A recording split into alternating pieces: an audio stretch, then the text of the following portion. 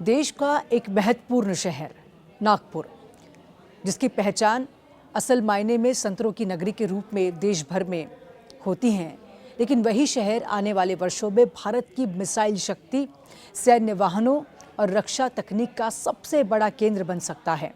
और क्या आपको ये पता है कि जिस भारत को कभी एयरपोर्ट इंफ्रास्ट्रक्चर के मामले में विकसित देशों में पीछे माना जाता था, आज उसी भारत के 2 एयरपोर्ट दुनिया के सबसे खूबसूरत एयरपोर्ट्स की सूची में शामिल हो चुके हैं।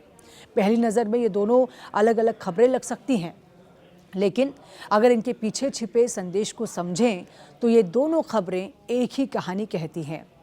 एक ऐसे भारत की कहानी जो अब सिर्फ विकास नहीं कर रहा, बल्कि वैश्विक मंच पर अपनी नई पहचान गढ़ा रहा है। नमस्कार, बहुत बहुत स्वागत है न्यूज़ 18 इंडिया पर। मैं हूं आपके साथ सुरभि शिरपुरकर। सोचिए, दुनिया के सामने किसी भी देश की ताकत दिखाने के 2 सबसे बड़े तरीके कौन से होते हैं? पहला, उसकी सैन्य क्षमता, दूसरा उसका इंफ्रास्ट्रक्चर। अगर सेना मजबूत है तो देश सुरक्षित है, और अगर इंफ्रास्ट्रक्चर मजबूत है तो देश समृद्ध है। संयोग देखिए, आज की दोनों खबरें इन्हीं 2 स्तंभों से जुड़ी हुई हैं। एक तरफ महाराष्ट्र की उपराजधानी नागपुर में सैन्य वाहनों और मिसाइल सिस्टम के पार्ट्स बनाए जाने की तैयारी हो रही है, तो दूसरी ओर नवी मुंबई और गुवाहाटी एयरपोर्ट्स को दुनिया के सबसे खूबसूरत एयरपोर्ट्स में जगह मिली है। ये सिर्फ उपलब्धियां नहीं हैं, बल्कि भारत के बदलते चरित्र का संकेत है। पहले बात करते हैं नागपुर की। पिछले कुछ वर्षों में यदि किसी शहर ने चुपचाप खुद को बदला है तो वो है नागपुर। राजनीतिक राजधानी नहीं, आर्थिक राजधानी नहीं, लेकिन फिर भी केंद्र सरकार की कई महत्वाकांक्षी परियोजनाओं का केंद्र बनता जा रहा है। इसकी सबसे बड़ी वजह है इसकी भौगोलिक स्थिति। भारत के ठीक मध्य में स्थित नागपुर को लंबे समय से लॉजिस्टिक कैपिटल बनाने की बात होती रही है, लेकिन अब ये शहर केवल लॉजिस्टिक तक सीमित नहीं है। अब यहाँ रक्षा उत्पादन का ऐसा इकोसिस्टम विकसित किया जा रहा है जो आने वाले समय में देश की सैन्य ताकत को नई दिशा दे सकता है। आज भारत दुनिया का सबसे बड़ा हथियार आयातक नहीं बनना चाहता। सरकार का लक्ष्य साफ है, जो हथियार भारतीय सेना इस्तेमाल करती है उनमें अधिक से अधिक हिस्से भारत में ही बने। इसका मतलब सिर्फ टैंक, मिसाइल या फिर विमान बनाना नहीं है। इसका मतलब है उन हजारों छोटे बड़े पुर्जों, इलेक्ट्रॉनिक सिस्टम, कम्युनिकेशन उपकरणों और विशेष तकनीकों का निर्माण जो किसी भी आधुनिक हथियार की रीढ़ होते हैं। और यही वो क्षेत्र हैं जहां नागपुर तेजी से उभर रहा है। बहुत कम लोग जानते हैं कि आधुनिक युद्ध अब सिर्फ बंदूक और गोले का खेल नहीं रह गया। आज युद्ध तकनीक का भी युद्ध है। मिसाइल के भीतर मौजूद सेंसर्स, रडार से संवाद करने वाले सिस्टम, लक्ष्य पहचानने वाली तकनीक या फिर हाई प्रिसिजन मैकेनिकल पार्ट्स, इन सब का निर्माण उतना ही महत्वपूर्ण है जितना पूरे मिसाइल का निर्माण होता है। यदि नागपुर इन क्षेत्रों में उत्पादन का केंद्र बनता है तो ये केवल एक औद्योगिक परियोजना नहीं होगी, बल्कि भारत की रणनीतिक स्वतंत्रता का महत्वपूर्ण कदम होगा। एक समय था जब भारत को अपनी रक्षा ज़रूरतों के लिए रूस, फ्रांस, अमेरिका या फिर इजराइल की तरफ देखना पड़ता था, लेकिन आज तस्वीर बदल रही है। ब्रह्मोस मिसाइल के महत्वपूर्ण हिस्से, रक्षा क्षेत्र के विशेष उपकरण और सैन्य वाहनों से जुड़े कई घटक अब भारत में ही तैयार किए जाते हैं।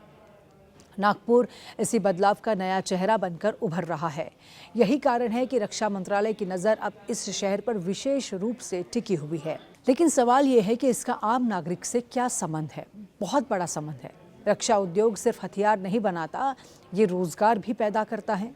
जब कोई डिफेंस क्लस्टर विकसित होता है तो उसके साथ सैकड़ों सप्लाई कंपनियां, इंजीनियरिंग यूनिट्स, रिसर्च सेंटर्स और टेक्नोलॉजी स्टार्टअप्स जुड़ते हैं। इसका मतलब हजारों नई नौकरियां, स्थानीय उद्योगों का विकास और पूरे क्षेत्र की अर्थव्यवस्था में तेजी। यानी ये सिर्फ सेना की ताकत नहीं बढ़ाएगा, बल्कि विदर्भ की तस्वीर भी बदल सकता है। अब बात दूसरी खबर की। जब कोई विदेशी भारत आता है तो उसके मन में देश की पहली छाप अक्सर एयरपोर्ट्स बन जाती है। कई दशकों तक भारतीय एयरपोर्ट्स को केवल एक आवश्यक सुविधा माना जाता था, लेकिन अब एयरपोर्ट सिर्फ यात्रियों को एक जगह से दूसरी जगह पहुंचाने का माध्यम नहीं रह गए। वो किसी देश की सोच, संस्कृति, तकनीक और महत्वाकांक्षा का प्रदर्शन बन चुके हैं। इसीलिए जब दुनिया के सबसे खूबसूरत एयरपोर्ट्स की सूची में नवी मुंबई और गुवाहाटी एयरपोर्ट शामिल होते हैं तो ये सिर्फ वास्तुकला का सम्मान नहीं होता, ये उस सोच का सम्मान होता है जो कहती है कि भारत अब वैश्विक मानकों को केवल अपनाना नहीं चाहता बल्कि उन्हें निर्धारित भी करना चाहता है। गुवाहाटी एयरपोर्ट की खूबसूरती सिर्फ उसके डिज़ाइन में नहीं है बल्कि इस बात में है कि ये पूर्वोत्तर भारत की सांस्कृतिक आत्मा को आधुनिक वास्तुकला के साथ जोड़ता है।